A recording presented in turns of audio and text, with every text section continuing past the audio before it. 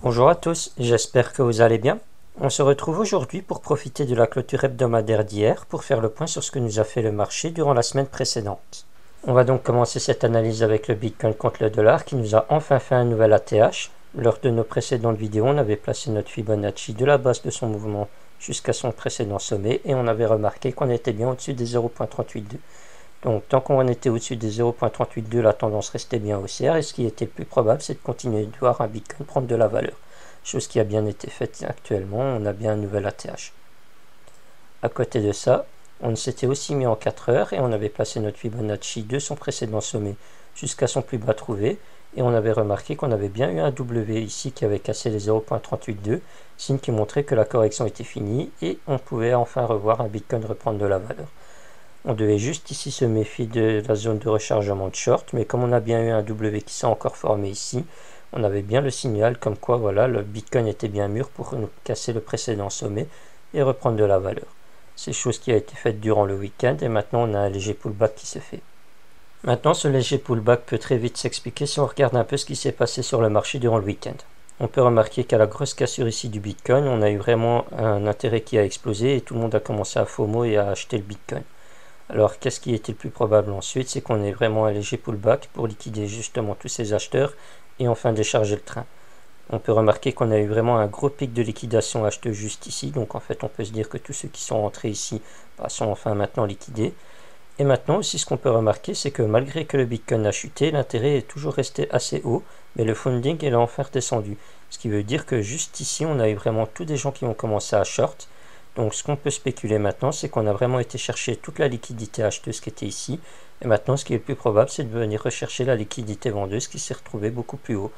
Donc d'ici quelques jours, à plus court terme, on peut se dire que justement, le Bitcoin va maintenant enfin reprendre un peu de la valeur et casser son précédent sommet qui était juste imposé ici pour aller chercher justement toute sa liquidité vendeuse qui se trouve plus haut. On se retrouve maintenant sur le graphique de l'Ethereum contre le dollar qui lui n'a toujours pas cassé son ATH. Lors de nos précédentes vidéos, on avait placé notre Fibonacci de la base de son mouvement jusqu'à son sommet et on avait remarqué qu'on avait bien rebondi sur les 0.382 sans les casser.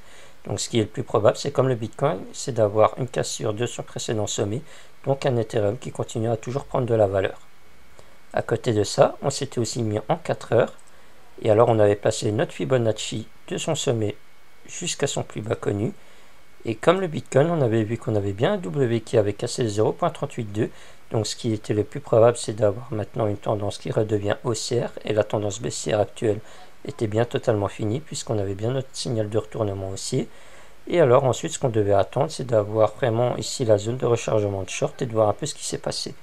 Et ce qu'on peut remarquer actuellement, c'est qu'on a bien une autre W qui a été validée en venant casser justement ce sommet juste ici. Donc ici maintenant on a un léger pullback aussi qui suit en fait tout simplement le Bitcoin. Mais ce qui est le plus probable, c'est que maintenant qu'on a eu notre signal avec le W en pleine zone de rechargement de short, c'est d'avoir un Ethereum qui continue à monter et de venir casser dans les prochains jours ce précédent sommet.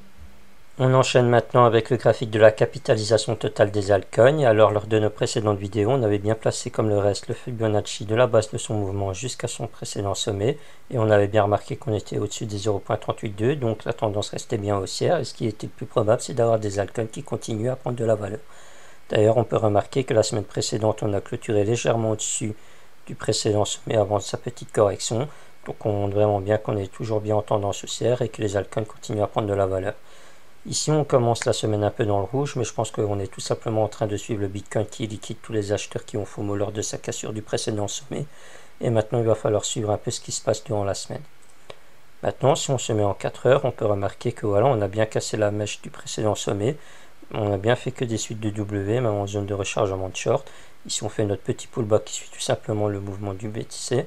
Mais ce qui est le plus probable, c'est de continuer à avoir tous des W qui s'enchaînent. Tant qu'on ne voit pas de signe de retournement baissier vraiment très brutal, voilà, ce qui est le plus probable, c'est d'avoir vraiment des altcoins qui continuent à prendre de la valeur maintenant que tous les W ont été instaurés.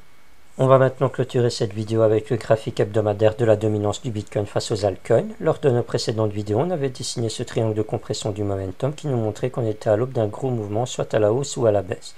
Et on avait spéculé que ce mouvement serait à la baisse des suites de tous les M qu'on avait à l'intérieur du triangle de compression. Depuis, on a bien eu notre triangle qui a été cassé à la baisse lors du momentum, mais sur le cours, ce n'est pas encore le cas. On attend maintenant de voir en fait une cassure de ce niveau juste ici, pour en fait nous dessiner un petit M juste ici, qui nous montrerait vraiment que maintenant il y a une alt season qui se profile.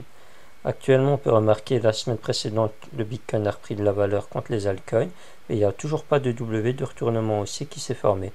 Pour qu'il y ait un W qui se forme, il faudrait qu'on vienne casser ce niveau ici, et tant qu'on n'y arrive pas, on n'invalide pas la thèse que voilà, il y a bien un alt season qui se prépare.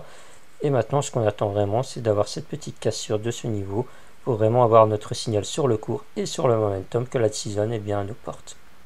Voilà, j'espère que cette petite mise au point vous aura plu. J'attends vos avis en commentaire et je vous souhaite à tous une excellente fin d'après-midi. A plus tard.